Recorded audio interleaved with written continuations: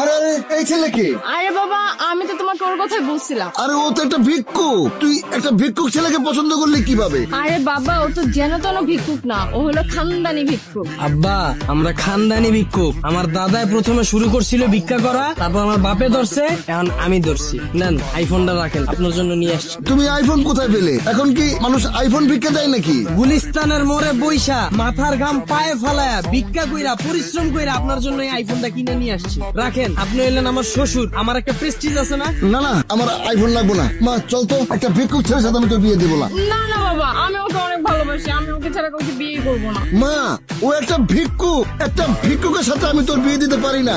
সমাজে আমাদের একটা নাম ডাক আছে না? আরে আব্বা বসেন না, আপনার মেয়ের জন্য কেমন ছেলে খুঁজতেছেন আমার বলেন। ছেলেকে প্রতিষ্ঠিত হতে হবে, এই ঢাকা শহরে অন্তত একটা ফ্ল্যাট থাকতে হবে, মাসে অন্তত লাখ টাকা কামাই থাকতে হবে। আমার ঢাকায় বাড়ি আছে 2টা, উত্তরায় ফ্ল্যাট আছে 3টা। আজকে বনানীতে একটা বুকিং দিয়ে আসছি, যেটা আপনারা উঠবেন। ভিক্ষা করি দেখে কি মনে করছেন মাসে 3 লাখ টাকা কামাই? আরে আমার সবে বরাতের রাত্রি তো টার্গেট থাকে 5 লাখ টাকা। রোজার মাসের শুরু থেকে ঈদ পর্যন্ত 10 লাখ টাকা টার্গেট থাকে, মাঝে মধ্যে 15 লাখ টাকাও কামাই। আমার মনে হয় আমার এই ইনকামটা আপনার মেয়েরে খুশি রাখার জন্য যথেষ্ট। তাও যদি আপনার কম পড়ে মনে হয়, তাহলে আমি শুক্রবার মসজিদের সামনে বসি না, আপনার জন্য ওইটাও করব। আর কি চাই বলেন?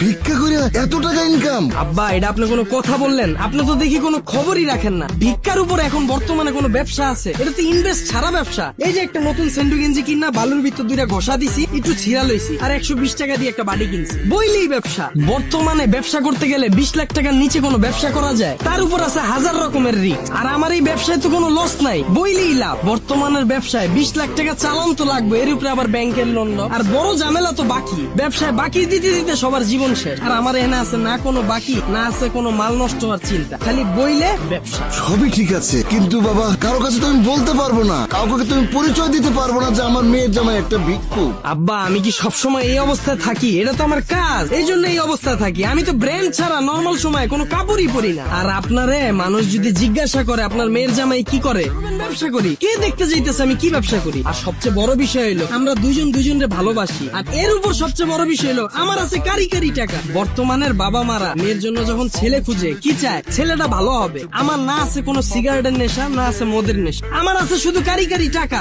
আর কি লাগবে আপনার মেয়ের জন্য বলেন, আমি সব করব। বাবা, তোমার যেহেতু এত টাকা আছে, তাহলে তুমি ভিক্ষা করো কেন? বাড়ি ভাড়া উঠিয়ে তো তুমি তোমার সংসার চালাতে পারো। আপনারা তো আগেই কইলাম আমরা খানদানি ভিক্ষুক। ভিক্ষা করাটা তো আমাকে পেশা না, এটা তো নেশা। ভিক্ষা না করলে আমার শরীর চুলকায়, রাত্রেবেলা ঘুম আসে না, অসুস্থ হয়ে পড়ি। বাবা, আমি ওকে অনেক ভালোবাসি, ওকে ছাড়া আমি কাউকে বিয়েই করবো না। প্লিজ তুমি রাজি হয়ে যাও না, প্লিজ বাবা, আমার দিকে তাকায় রাজি হও।